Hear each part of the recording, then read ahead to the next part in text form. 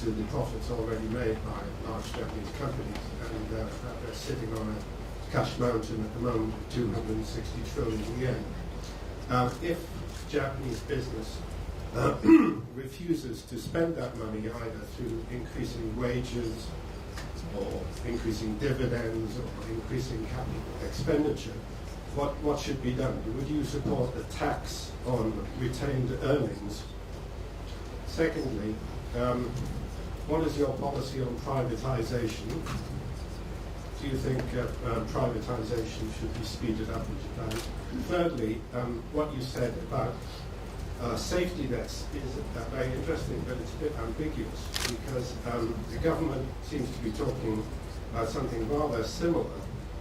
They're talking about safety nets for the people who will be unemployed as a result of policies which are now being considered, such as small farmers or redundant workers. Do I understand the difference between your policy and their policy, that you don't want the farmers to lose their jobs, and you don't want redundant workers to be made unemployed, and you think the social security systems should be beefed up? Is that right?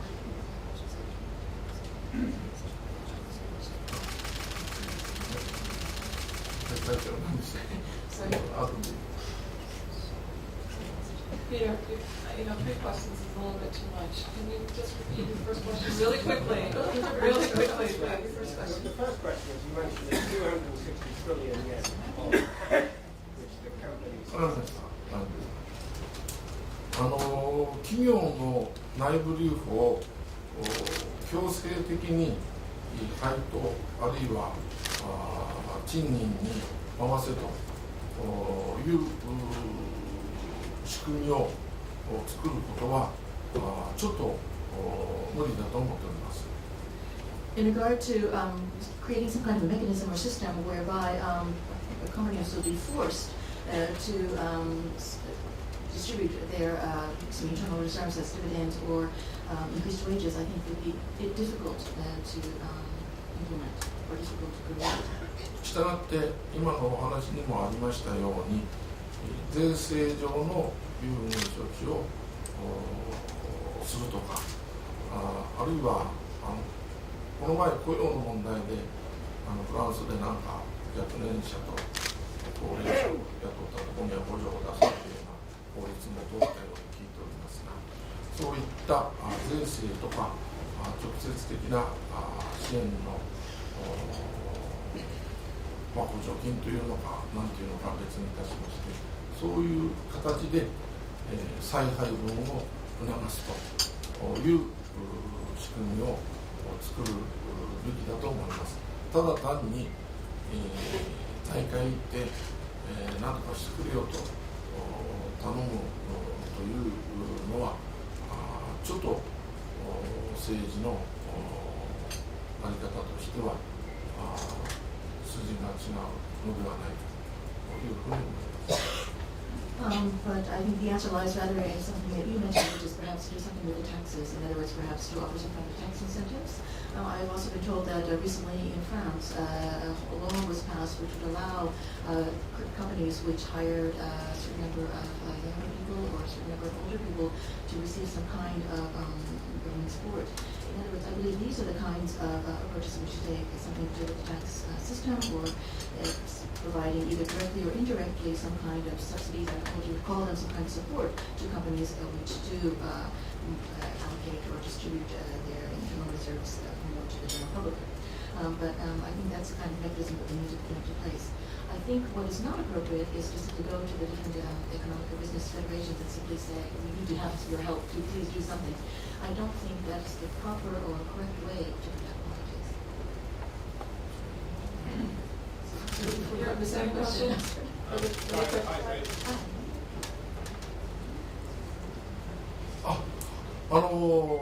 いろんな政府関係、団体、会社という名前を使っているところもありますけれども、これは原則として民営化もしくは不必要なものは解散させるというのは私のずっと長年来の主張でありまして、今でも我が党はそういう主張を出しております。ただこれは非常に官僚機構と密接不可分のものでありますので、これを本当にやるというのは大変なことですが、私はぜひやらなくてはいけないと思います。Yes, I very much strongly believe that privatization should proceed with the different government-related organizations that we have in Japan. Some of them have the name company or corporation in their names. However, they are fundamentally different government-related organizations. And I think in principle, they should all either be privatized, or if it is deemed that their activities are not truly necessary, they should be dissolved in some way. This is not something new that I've been saying. I've been saying this for many, many years, and this is fundamentally the fundamental the policy of our political party as well.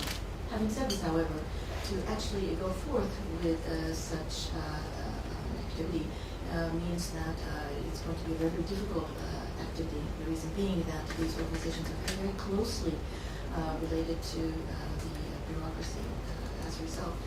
I know it's a difficult challenge. However, I believe it is absolutely necessary for Japan to do this in the future.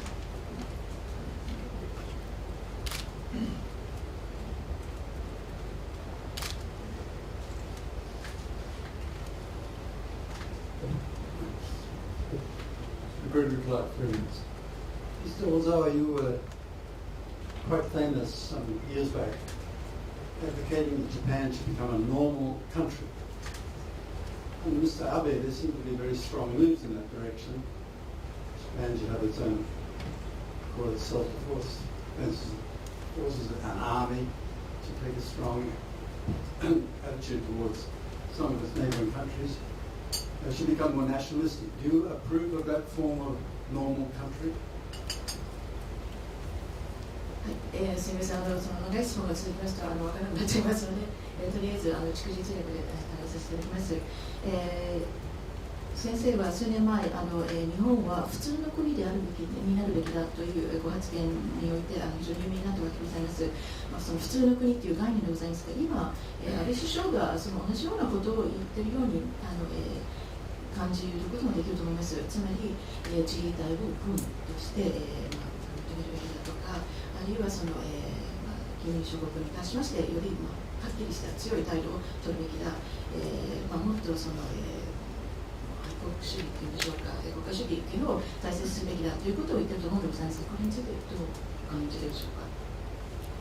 今までのまま、そして今の現状の日本がまだ普通の民主主義国家になっているとは思いません。しかし、安倍さんが言っている国防軍とか何やかんやというのが私の言うノーマルな国家とはかなり違っていると私はそうI believe very strongly that the Japan that we see today is not a truly democratic nation. When we talk about the ideal of what a democratic nation should be.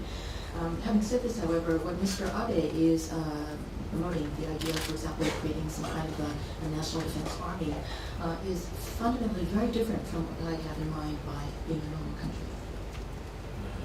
軍事力を強化したり、民族主義的あるいは愛国主義的と言ってもいいんでしょうけど、そういうことを政治が鼓舞していくのが普通の国だとしたら、北朝鮮も大体普通の国じゃないという気がいたしますので、ちょっと私の言うのは、基本的に日本人が本当に自立して、きちんとした自己判断と自己主張を持って、もちろん自立した日本人が構成する自立した日本の国家のそういうもの資質を身につけた国国家になるということを私は唱えているつもりです。The idea, for example, of increasing one's military strength, the idea of promoting perhaps patriotism, the idea of a certain group of people perhaps being somehow very, very important. These are the kinds of things that I do not believe belong in the world of politics. I don't think this is what politicians should be promoting. If that is what politicians should be promoting, then Prime Minister Abe's definition of a normal country would include, for example, a country such as North Korea. In other words, I believe in something very, very different. I believe, when I say a normal country, I believe that Japanese people individually should be independent, be able to think for themselves, they should be able to make judgments for themselves, and they should be able to speak up and explain what they feel and what they think. And it is a nation where that is made up or composed of these people who are able to think and determine things on their own. That is what I mean by Japan should become a normal country. Okay. Anthony. Yeah. Just one. Everybody, please just ask one question. We don't have that much time. よろしくございますか。一人一質問にできればと思います。Anthony Rowley, Singapore Business Times. Let me wish you a warm welcome to the Foreign Correspondents Club.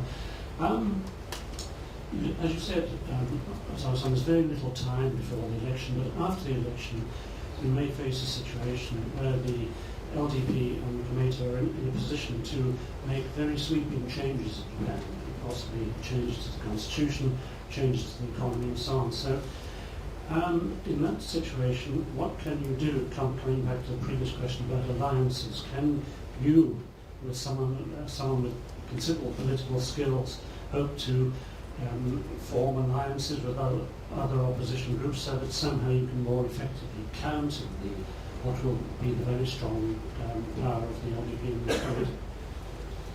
シンガポールビジネスタイムズでございます。お越しいただきまして大変嬉しく思っております。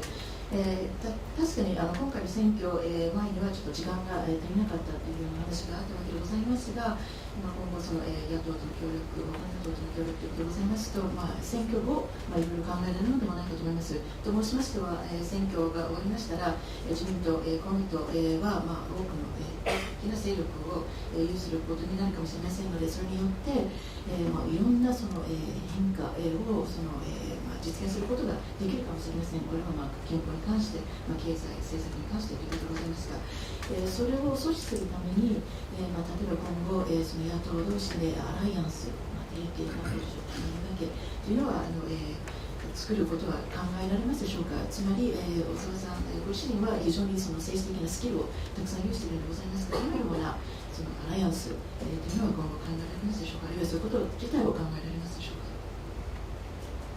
さっき申し上げましたように、国民は自民党以外のもう一つの選択肢を民主党政権の失敗にもかかわらずいまだ欲しいと願っておることはさっき申し上げた通りでございます。従いましてなかなか政党や政治家の目先のいろいろなエゴでもって協力体制を作るのは時間がかかりますけれども、いずれ国民のサイドからも何とかしろと、しっかりしろという意見が私は強くなるのではないかと思っております。したがって、次の総選挙までには必ずその国民の要請に応えうる新しいといいますか政権の受け皿を作ることができますし、それさえできれば次の総選挙で間違いなく政権交代がまた起きるものと思います。As I said earlier, there is among the Japanese people a great wish to be able to be provided with another option besides the LDP. And this feeling among the Japanese public remains, even in spite of the fact that the DPJ administration has failed quite badly. however, the idea of creating alliances or cooperative relationships among parties and politicians is a very, very difficult and time-consuming process. After all, over the short term, different political parties and different politicians have goals that they want to achieve. They have their own personal ideas, their egos that must be dealt with. Having said all of this, however, I believe repeatedly, as I've said, that there is a strong desire on the part of the Japanese people to somehow be provided with another option besides that of the LDP. And I think over time, the voices of the people will grow that something needs to be done. As a result, what I'm saying is that by the time of the next general election, I believe that there will be a movement among the political world to provide the people with another option, a receptacle for the desires of the people. And I think that if we can all come together and cooperate and prepare this alternative receptacle, then I think in the general election that will occur, there will be another change in administration again.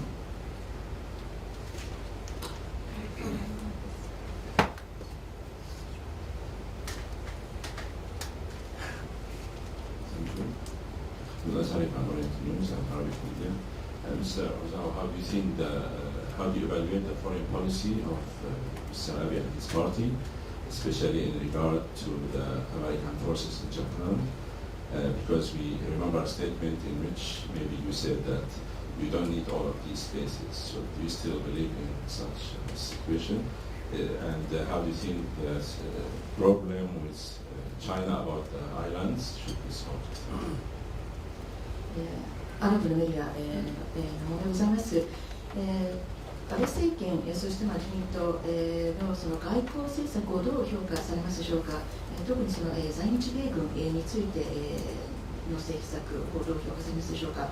さらにでございますが、以前小沢様ご自身がこんなに多くの基地が全ては必要ないかもしれないというようなお発言があったと思うんですけど、今もそれは信じていらっしゃるんでしょうか。そして最後でございますが、中国との関係、特にそのいろんな島についての問題をどう解決すべきだと思いますでしょうか。まず具体論に入る前に、安倍政権の下で日米関係は私は非常に危うい要素を提示できたというふうに認識しております。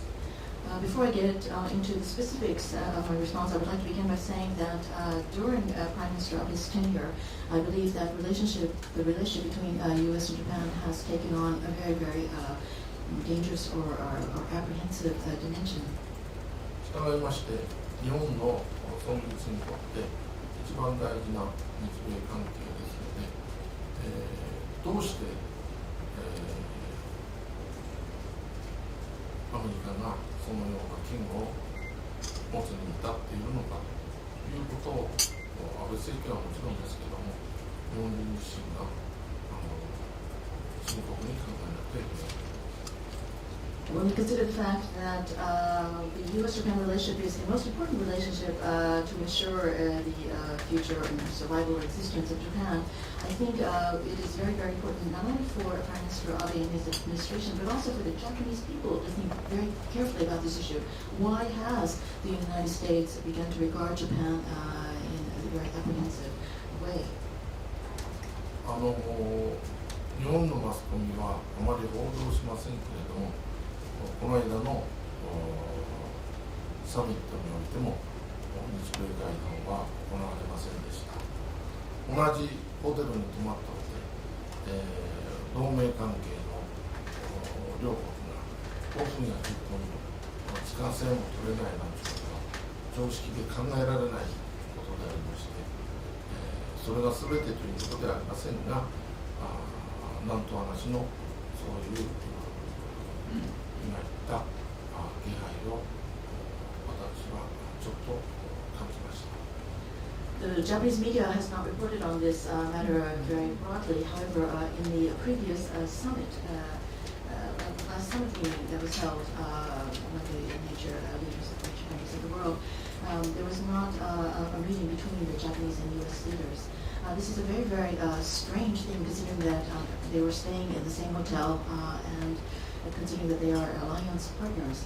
The fact that these two people could not get 5 or 10 minutes to have a meeting together is not something that is normal or ordinary. But I think it reflects the background that I just described. それはそれとして基地の問題ですけれども、私はアメリカ自身が前線に、いわゆる実戦部隊を数多く配置するというやり方を転換し、いつでも有事即応の体制を取ってさえいればいいという形で、例えばヨーロッパからも兵力を大幅に引き上げております。そういうアメリカの考え方の中にあるということをまず第一に認識しておくべきだと思います。I think in regard to more specifically in response to your questions in regard to the issue of the bases, I think one thing that is very important to keep in mind is that it's not only a Japan issue, but it is a fact that we must understand the overall American thinking about the military forces at this time. The idea that they had in the past of having different active troops be at the forefront in different areas is something that is undergoing review. In other words, the United States has changed its idea. They just want to be able to have a different system in place, but one that allows them to be able to respond to emergency situations as quickly as possible. It might be that, for example, in the area in which we live today, if something occurs, the United States thinks that one possibility would be to bring military forces from European bases, for example. したがって沖縄に海兵隊の実戦部隊を配備するという必要は私はないと思います。As a result of the fact that the United States is undergoing a review or rethinking about its military methods, I believe that there is necessarily not really a necessity to have all of these bases consisting of Marines, active Marine troops in Okinawa. 事実は実態はかなりガムですが、どっか後方に大部分は移っていると思います。In fact, if we look at the actual situation, we've seen that many of these troops have actually already begun to be moved to other places, such as, for example, Guam. ただ極東の平和ということももちろんアメリカとして非常に大事に考えておるということ、それから中国の問題もありますので、有事即応の体制、そしてそれに必要な沖縄を中心としたいろんな施設、それが専門的にはどういう施設か分かりませんが、そういう機能を保持しておくということは必要だと思いますけれども、大規模な部隊の準備は今言ったように必要ではないかと思います。Of course, having said this, however, the peace in the Far East is a very, very important topic for the United States, and we also have the concerns with movements of China. However, as I mentioned earlier, what the United States wants to implement in the future is a policy where they will be able to have a rapid response to emergency situations. And of course, in order to achieve this, it will probably be necessary to keep on maintaining specific facilities in Okinawa. In regard to what kinds of specific facilities, I'm not sure of the details, but what is important is to be able to have the ability to have a rapid response in the case of an emergency around Okinawa. Having said this, however, it is no longer necessary with modern military advances to have actual troops in large numbers based there. 有事といってもいろいろな形がありますから、一概に定義ができませんけれども、米軍が後方から来るまでのタイムなどもあるでしょうし、また実戦部隊が行くことによって、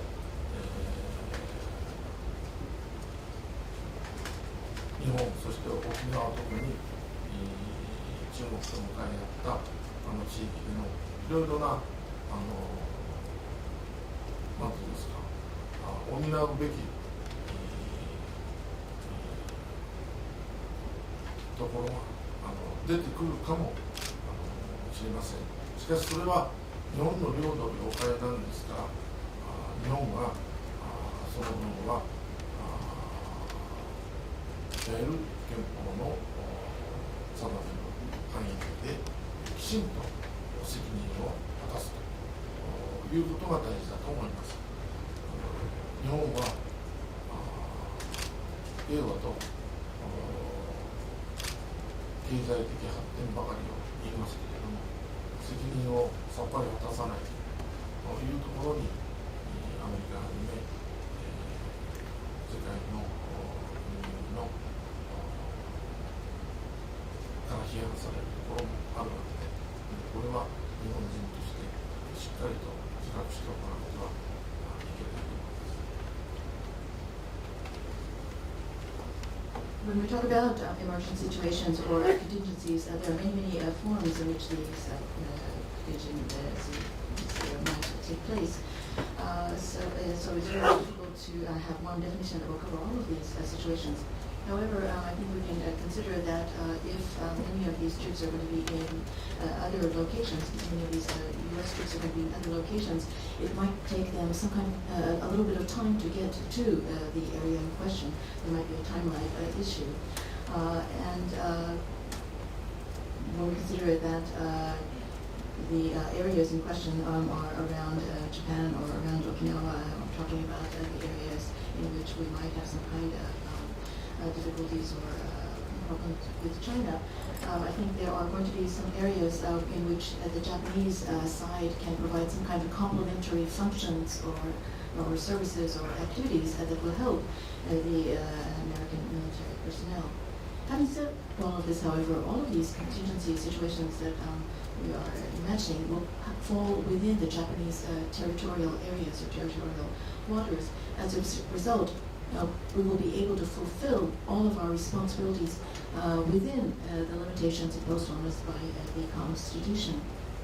I believe that until now, Japan has been focusing very much on maintaining peace and on trying to achieve economic development. However, over time there has been great criticism, not only from the United States, but from other nations of the world, that Japan has not always fulfilled all of its responsibilities. I think this is something, these criticisms are something that we Japanese people must be more aware of.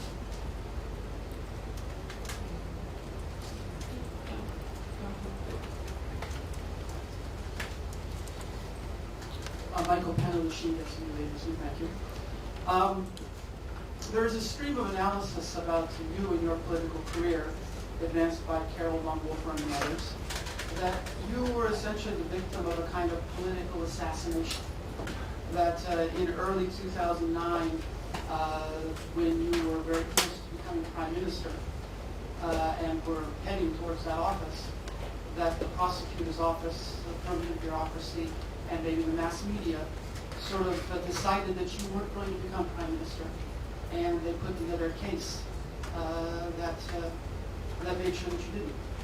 My question for you is, do you personally believe that there is a political establishment, an anti-democratic political establishment in Japan that targeted you and others? 新月ニュースでございます。フォン・ウォルフェルン氏、カール・フォン・ウォルフェルン氏などが、これらの政治学者の分析によりますと、小沢様は今まで政治的に暗殺されたというような言い方をしております。具体的に申し上げますと、2009年の初めに小沢先生は首相になるかもしれないという段階に入ったわけでございますが、その時に検察の一部、官僚の一部、メディアの一部がこのようなことを実現すべきではないというふうに決定しまして、そういう動きを始めたために首相になれないようになったわけでございます。これらの分析があるのでございますが、ご自身ではこのようなこことは、あったと思いますでしょうか。もっと具体的に申しますと、このような勢力が日本に存在すると思いますでしょうか。民主主義を反対するこういう政治的な勢力、が存在して、この勢力は小沢さんをはじめとして他の政治家も今まで潰してきた、このような考えについてどう思いますでしょうか。先ほど申し上げましたように、日本はまだ真の民主主義国家あり得ていない、そう思います。私のことにつきましては、古い体制を崩さなければ新しい日本は生まれない、そう信じておりますので、そういう考え方は体制を守ることによって、官僚であれ、メディアであれ、大会であれ、利益を得ている人たちから見れば非常に危険な思想ということになると思います。I mentioned earlier that I believe that unfortunately Japan has not yet achieved the status of being a truly democratic nation yet. In regard to my own situation, I've strongly felt and I deeply believe that you cannot see the emergence or the birth of a new Japan unless we destroy or take down or dismantle the previous systems that are in place. In regard to those people who have been protected by the previous existing systems, whether they are members of the bureaucracy or the media or government, etc., I can see that they would regard my way of thinking as being a very, very dangerous way of thinking. 意見の違いは当然、ありますし、あっていいんですけれども、その意見の違いで相手を権力によって、封殺しようということになりますと、それはもはや民主主義ではありませんので、その意味で、私は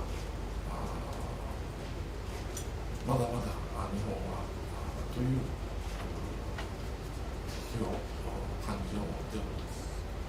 I believe that it is fine to have different opinions.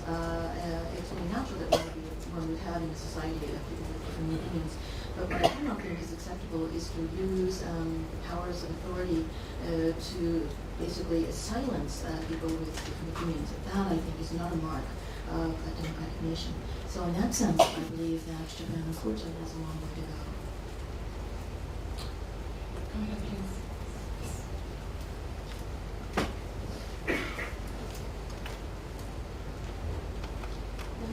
Reuters. You said that you were convinced that by the time of the next general election, which might be 3 years from now, that there could be a new political force that would be an alternative to the LDP. I wonder if you could tell us, what do you see as your personal role in creating that? Do you intend to try to take a leading role in creating such a force? ロイターでございます。先ほどは次の総選挙は3年後ぐらいになりますでしょうか。次の総選挙の意味は、国民の声を反映して、新しいその政治的勢力が誕生するのではないかというふうにおっしゃいました。これはその非自民のその大体勢力といいましょうかになるのではないかという話があったのでございますが、この新しいその勢力を作るためにどのような役割を果たす、おつもりでございますでしょうか。指導的なその役割を、そういう新しいそのものを作るための指導的役割を果たすと思いますでしょうか。今までのあれにも質問にも関連して出てましたけれども、私が主導いたしますと、必ずメディアはいいことにそれを妨害しようということになりますので、私は善意の第三者としてその動きに一生懸命協力していくという立場でやっていきたいと思います。Of course, this touches upon previous questions that have arisen. I believe that if I were to take a leading role in this area, probably that would prompt the media to use that as an excuse to basically thwart the efforts of this new political force. Therefore, I think the best role for me to play would be of a goodwill to good intention to the third party, which would do its best to try to help this new political process. Okay.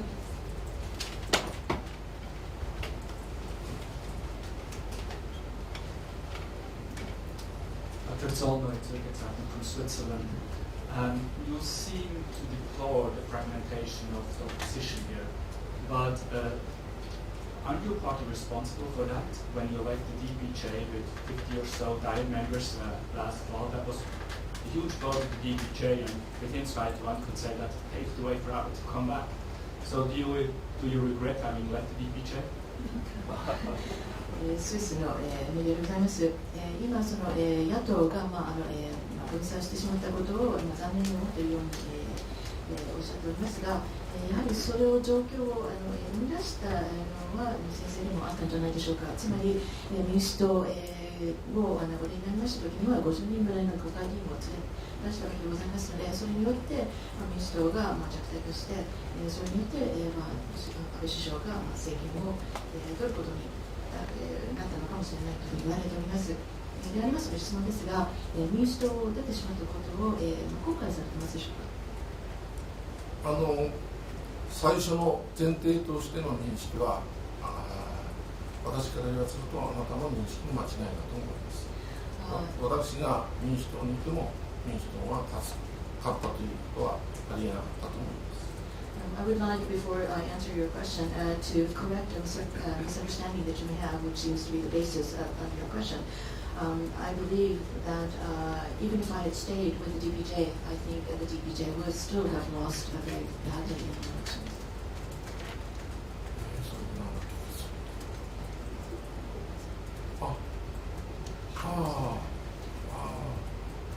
私の数年前からの活動の経緯、ものの考え方を調べていただければお分かりと思いますが、後悔はしておりません。If you look at the activities and the thinking that I've had over the past few years, if you look into what has been published about me and written about me, I think you can see very clearly that I have absolutely no regrets. 問題は一つ付け加えますと、民主党の中でも基本的な考え方についての違いがある。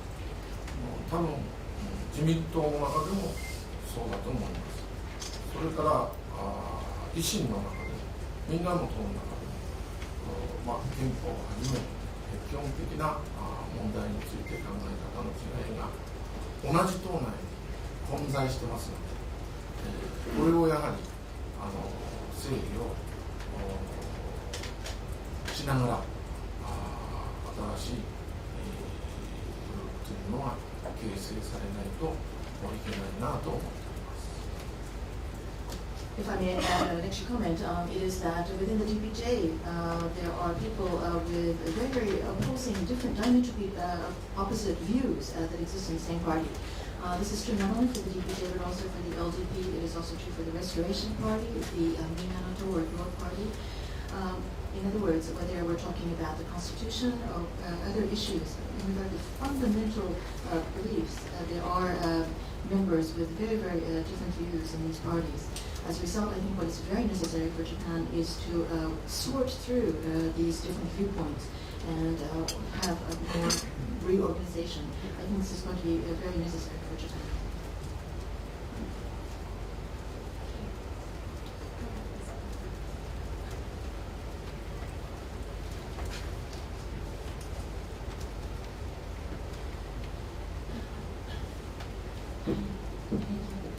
Mr. Ozawa, my name is Sarah Yamasaki, from Yamasaki Journal. I'd like to know about your policy. Number one, about Article 9 and constitutional question. And secondly, about TPP. And just because the 18th conference of TPP negotiation has been held since 18th until 25th of this month, right now, presently. And I'd like to know about your policy of joining TPP, whether or not And the third question is about nuclear plant policy, future policy, long term, both short term. That's all. Thank you. 山崎ジャーナル、でございます。政策についていくつか質問がございます。一つは憲法改正、9条改正についてどう思いますでしょうか。二つ目は TPP、ちょうど今その種会議が1月25日まで行われているということでしょうが、ありますのでTPP についてどう思いますでしょうか。そして3つ目はその原発の再稼働ということでございます。原発政策についてございます。短期によってそして長期によってどのようなお考えをお持ちでしょうか。憲法には国民の生活を守るために、より良くするためにみんなで作ったルールですから、時代が変われば憲法そのものもそのために変えていくということは行われていいことだと思っておりまして、憲法論議を否定する気はありません。ただ自民党、安倍さん自民党のように9条を変えて国防軍、そして97条で永久の権利と定められている基本的人権、この条項を削るというのがほとんどのメインの中身ですけれども、そのために3分の2を2分の1にするというような姑息なやり方については到底ついていけないという立場です。In regard to the Constitution, I fundamentally believe that a Constitution is a set of rules that all people have come together to create as a way of ensuring that people's everyday lives are protected and over time will be improved. These are a set of rules that were formulated for the people. And as times change, I think it is only natural that the Constitution also be changed to reflect the current situation. So fundamentally, I'm not opposed to the idea of debating changes in the Constitution or amendments to the Constitution. What I am opposed to, however, is what Prime Minister Abe is proposing, the idea of revising Article 9 to try to create these national defense forces and army, or in regard to Article 96, eliminating a very, very important item in that, which refers to the fundamental human rights, which are supposed to be protected in perpetuity. That article is supposed to be, according to Mr. Abe's proposals, basically eliminated. In order to achieve these goals, he is now trying to change the requirements for revising the Constitution. In other words, you have to have a two-thirds majority in the houses to propose a change, and now he wants to change that to one-half. That, I think, is a petty way of going about something like this.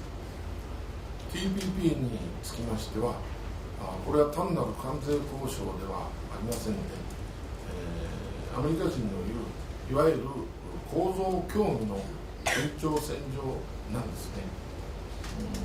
ですからさっきも申し上げたかな、医療の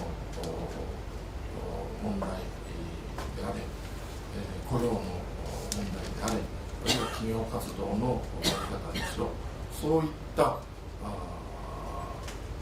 全般的な社会活動をするにおいてのルールをアメリカ流に直したいというのが彼らの意図だと思います。In regard to the TPP, I believe this is something that is very sweeping in nature. It is not simply negotiations to discuss different changes in customs or tariff, customs barriers or tariff barriers.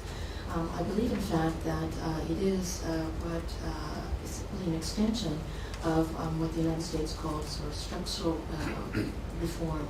In other words, basically deliberating the fundamental structure of the economy. In other words, I mentioned earlier that some of the things that are going to be discussed are changes to the insurance, medical health insurance laws, things, the changes in employment, things that will govern the way corporations can be active in this market. In other words, these are sweeping changes which are going to be establishing new rules about how different players or different parties can be active in society. To put it very bluntly, I believe that the fundamental intention is to try to create new rules in Japan that are basically based on U.S. rules. アメリカがそういう意図を持つこと自体は自由ですからいいんですけれども、そのアメリカの主張をしっかりと反論できる日本政府の体制になっておらないので、その意味で非常に心配し、今参加することには反対しております。Of course, the fact that the United States has these kinds of intentions, there's nothing wrong with that. They're free to have whatever intentions they wish. What I think, however, is very, very worrying is the fact that the Japanese government does not yet have the skill or ability or system in place to be able to offer vigorous oppositions or opposition arguments in regard to these requests by the U.S. side. For this reason, because the Japanese government is not able to really negotiate on equal footing, I believe that this is too early for Japan to consider joining the activity. 原発については福島の事故をいい機会としてこれと決別するべきだと思っております。In regard to nuclear policy, I believe that the accident in Fukushima prevents a very, very important opportunity for Japan to basically break off for the past, break off with the dependence on nuclear power plants. 事故が起きなくても最終処理は世界の各国ともその解決策を全く見出しておりません。As you know, although we were faced with a terrible accident, the point is that no country in the world at present has yet developed a process for finally dealing with the equipment or the nuclear fuel that's produced by these plants. 日本としてはこれ以上日本人の生命生活を脅かすことのないようにそれを防ぐために、そしてまた世界中の人々に迷惑をかけないように原発の事故の処理に全力を注ぐべきだとそのように思います。I believe that the Japanese government should do everything in its power to ensure that the people of the country are protected, their lives and their daily livelihoods are protected from the threat of nuclear accidents. I also believe that the government should do everything in its power to not create more problems for the rest of the people in the world. As a result, I think we should expend 100% of our energies to resolving or bringing to a conclusion the accident of Fukushima. ちなみに日本は例えば電力でもドイツと違って十分な供給能力を持っております。2年間以上原発止まってますけれども何ら支障は期待しておりません。今後原発と同じように積極的に新しいエネルギーの開発に投資すれば何にもそのエネルギー面での心配はないと私は思っております。I would also like to add that Japan is very different from, for example, Germany, in that Japan has ample sources or supplies of electricity available. In other words, we have for the past 2 years seen all of the power plants in Japan, nuclear power plants in Japan, come to a standstill. However, we have not truly experienced a devastating problem. I believe that in the future, instead of investing in the development of nuclear power plants, we can use that kind of effort and the same approach in developing new sources of energy. And I believe that there will be absolutely no problem with this trial.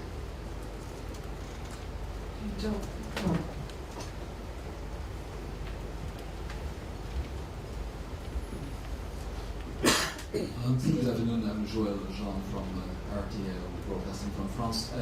I would like to try to go deeper in what might happen in the months ahead with your enormous experience as a politician. You hold power in this country, and it is at an amazing level. And I suppose that you may unfold for us what would be the problems that Mr. Abe will encounter within, let's say, 1 or 2 years from now. Do you have any evaluation about that, especially about Abenomics, and if it would turn into problems for him. Would you believe that he would then answer to the calls of his nationalist friends to go very strong on making Japan more severe, strict toward the neighbors? The interpreter would like to read about this note, which points out that she made a mistake when she talked about this change to the Constitution, which would eliminate this protection of basic human rights. She referred to this as being from Article 96.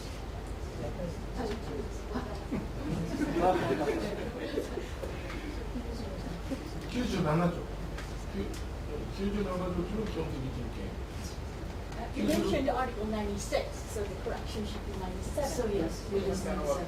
97. So the interpreter made a mistake. Yeah, you made a mistake. You said 96. Right. The correction is 97. Oh, great. All right. We're all set. Yes. So yes, yes. So it should have been Article 97, not Article 96. Right. Sorry. そうでございますが、フランス、放送でございます。今後、数ヶ月、何がこれから起こっていくのかということについて見解をいただきたいと思います。これから、どういうようなことが起こるかということについてご見解を伺いたいと思います。これからその安倍首相の政策、日本でのごめんなさい、日本でのことでございます。安倍首相の政策がこれからもいろんな問題に直面するかもしれないというふうに言われています。先生が見てますと、これから1年間、2年間、どのような問題が出てくると思いますでしょうか。でもしその、経済政策、あるいはアベノミクスに行き詰まりがあったとしますと、例えばその安倍首相を含む、もっと保守的な方たちが、それをその補うために、もっと、強い日本を主張するようなことになる、と思いますでしょうか。特にその諸国に関してそういうことを言うようになりますでしょうか。アベノミクスと特に日本のメディアがお手配しておりますので、なんとなくな期待感が出ていることは事実だと思いますけれども、これのメインの政策というのは、日銀による大量の国債買い入れと金融緩和と呼ばれておりますけれども、これによって国民のどれだけの人が得をしたんでしょうか。私は非常に疑わしい。一部の方は利益を得たかもしれませんけれども、大多数の方は例えば金融緩和といっても長期金利が上がり、住宅ローンは上がっております。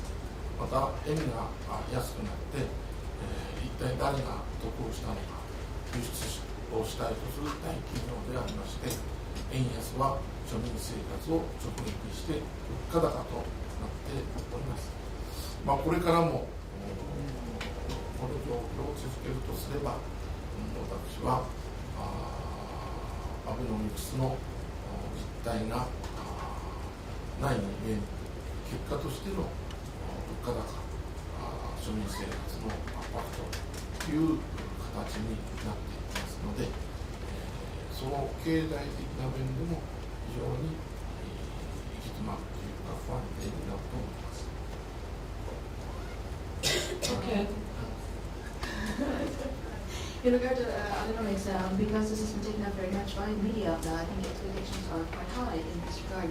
However, when we look at Abenomics very closely, we see that the main policy basically is centered around actions by the Bank of Japan. In other words, the Bank of Japan has been very assertive in buying, purchasing large amounts of government bonds. They have engaged in monetary easing. But when we look at the results of these policy changes, we have to ask the question, how many actual Japanese people have benefited from these new policies? I think I regard these results with great skepticism. I think certainly some people, a certain number of people and organizations may have seen their profits rise, but the vast majority of people have not seen their lives bettered in any way. In fact, when we talk about monetary or financial easing, we see that long-term interest rates have gone up. As a result, the residential loans that many people have also increased. We also know that the yen has fallen, but the people that profit from that are the export-oriented companies. And most people, the average person, has seen only as a result of the falling consumer prices could go up, and that just makes their lives much more difficult. I think if we continue with Abenomics, Abenomics is basically something that has no substance. I believe that eventually we will be left with a situation where prices of goods go up, and the average life of the average citizen is full of great suffering. I think so. Eventually, on the economic front, Mr. Abe will run into many problems. もう一つは、すみません、いいですか。もう一つは政治思想的な面でございます。まあ僕は右左って分けるのは好きじゃないですけれども、俗な言い方をすれば、右寄りの彼の政治姿勢というのは国際社会でも信頼を失いかねないことでありますし、ご指摘のように国内的にも困難を招く恐れがあるというふうに思ってまして、そういう意味でもいいまんではないかと思います。I would also like to talk about political ideologies or philosophies. I personally don't like to use the term right-wing or left-wing, but if we're going to talk in more vulgar or more commonplace ways, I think that you could refer to many people around him as leaning very much toward the right. And this tendency to lean toward the right is viewed with great nervousness by many people in the international community. As a result, we are seeing the trust that has been given to Japan perhaps deteriorating over time. In what you have also suggested leads to the fact that there are going to be problems on the domestic front as well. So in many ways, I think there's going to be a difficult situation they will face. Okay, we have time for one more question. One more.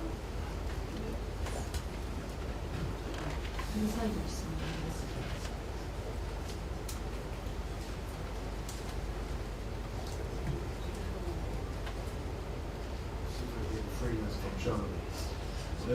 Mr. Abe or the LDP wants to change the individual rights in the constitution. The LDP wants to change the individual rights in the constitution. They want to people should not have only rights against the state, they should have obligations. It is totally strange to Western constitutions.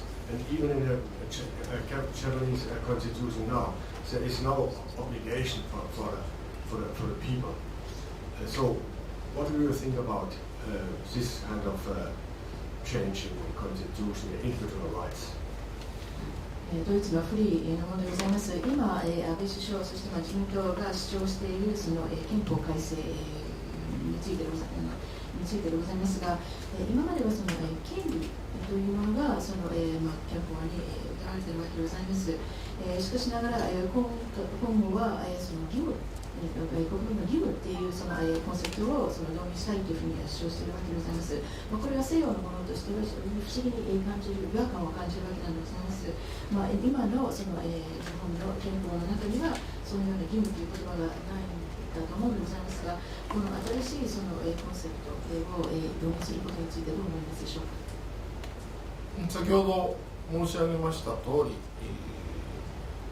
97条の永久の権利である基本的人権の条項を削除するということに見られるように、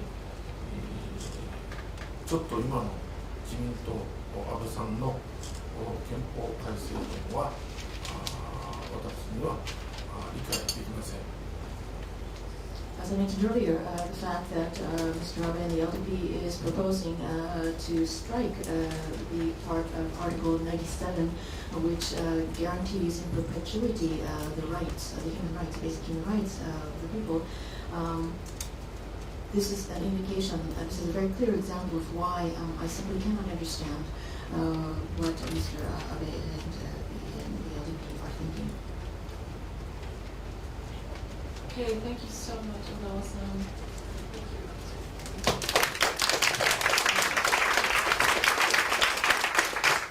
So I'd like to ask everybody to please remain in your seats. seats before until Ozawa leaves. But first, I want to give him a one-year honorary membership for the club. So please do come again.